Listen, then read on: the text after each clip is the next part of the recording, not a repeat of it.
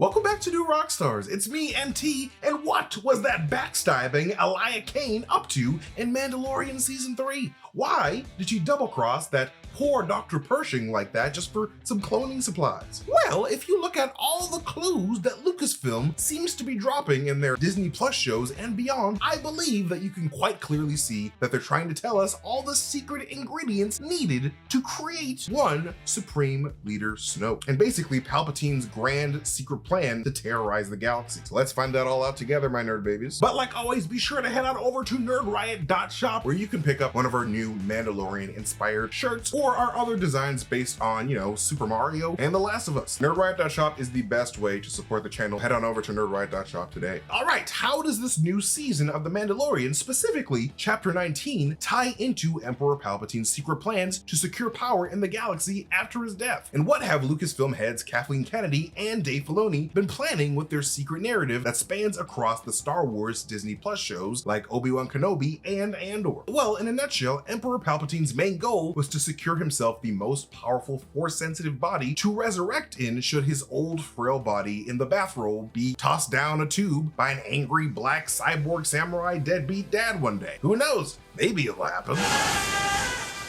And one of the key instruments that Palpatine was relying on to secure his return to power was a little science nerd by the name of Penn Pershing, the Imperial cloning scientist that was working with Moff Gideon to secure that old green-ass baby Grogu, and the scientist who got his brain put in a futuristic air fryer in Mando Chapter 19. And Dr. Pershing even hints at Palpatine's immense interest in cloning research at the top of his speech to the New Republic. Sadly, my research was twisted into something cruel and inhumane at the behest of a desperate individual intent on using cloning technology to secure more power for himself. But what did the Emperor and his loyal subject, Citizen Kane, emphasis on the shit, what did the Emperor and his loyal subject, Elia Kane, want to do with Pershing's cloning-related experiments on a tiny green baby anyway? Well, remember when Mando and the gang ran into that weird tube in Season 2, Episode 4, with what appeared to be a prototype Supreme Leader Snoke clone inside? Well, I believe that's because that's exactly what that abomination was, an early failed Snoke cloning experiment of a type of clone that Pershing refers to as a Strand-Cast in Chapter 19. And according to Pershing, Strand-Casts are a type of clone that he and his science buddies were working on that essentially involves taking the DNA of multiple people and creating a new being from that DNA. Thanks to the groundbreaking work of the Kaminoans, we know that cloning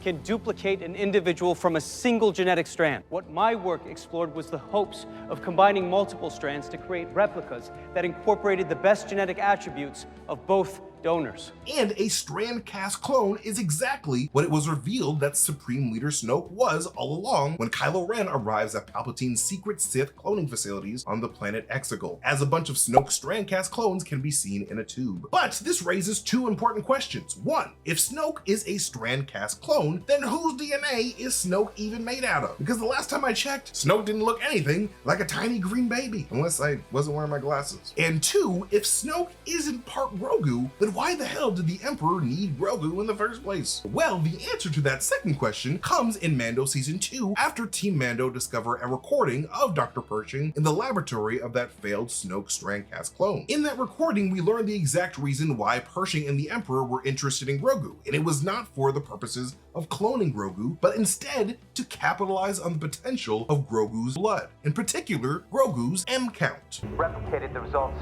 of the subsequent trials, which also resulted in catastrophic failure. There were promising effects for an entire fortnight, but then sadly the body rejected the blood. I highly doubt we'll find a donor with a higher M count though. With M count referring of course to midichlorians, the tiny microscopic creatures that live in perfect symbiotic harmony with every living being in the galaxy and connect them with the Force. Basically, the more of these little midichlorian guys that you have living inside of your blood cells, the stronger your connection to the Force will be. When Qui-Gon Jinn found Anakin Skywalker in Star Wars Episode 1, he took a blood sample and discovered that Anakin's blood contained a crazy high amount of midichlorians that greatly surpassed the quantity found in any known Jedi, even those found within the blood of Master Yoda, whose mysterious green species that Grogu and Yaddle belong to seems to naturally produce a lot of midichlorians in the blood at birth, thus making the Force extremely easy to connect to for Grogu's race. And look guys, I like to live in the now, as in I need energy right now. I don't have time to run to the store to grab coffee or something, so I just pop one of these, a one-shot energy.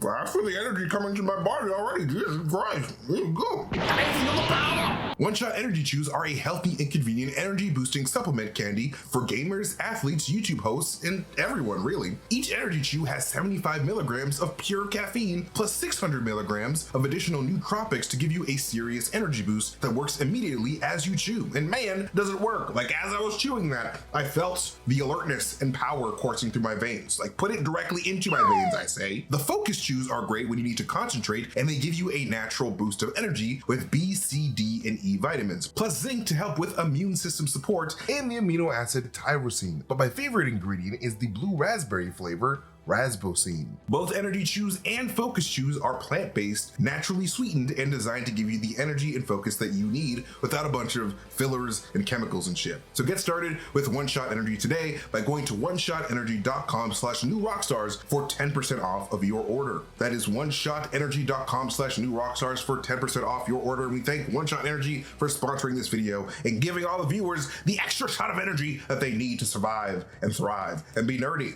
all the time. The reason why I believe Supreme Leader Snoke was so freaking powerful in the Force in the sequels was because Palpatine injected a crazy amount of midichlorians within a Strand-Cast clone puppet. Midichlorians that Palpatine stole from hundreds of the strongest Force-sensitive people in the galaxy. And if the Emperor is going to experiment with the midichlorians of Force-sensitive people, he's going to need a place to store all those people that he's kidnapping, right? And this is where the Obi-Wan Kenobi show comes in. In particular, that moment when Obi-Wan sneaks into Palpatine's Fortress Inquisitorius and discovers a bunch of Jedi being preserved in amber. Isn't it funny how Lucasfilm brought that up and then never mentioned it again?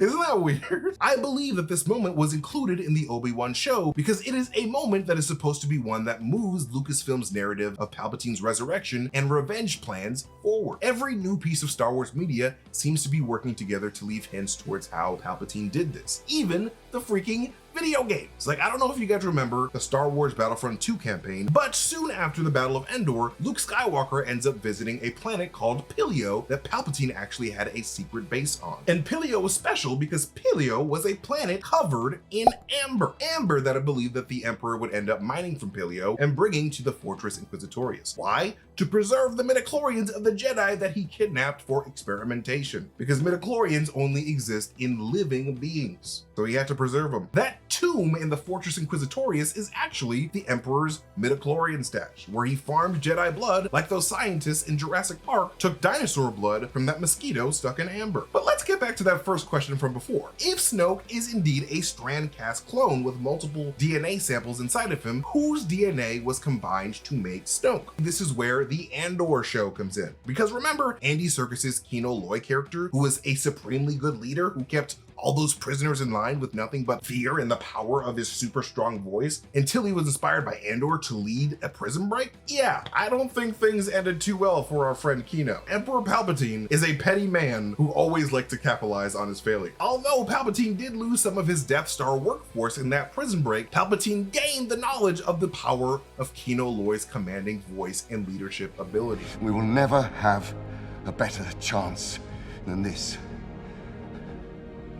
And I would rather die trying to take them down than giving them what they want. That ends today. There is one way out. Right now.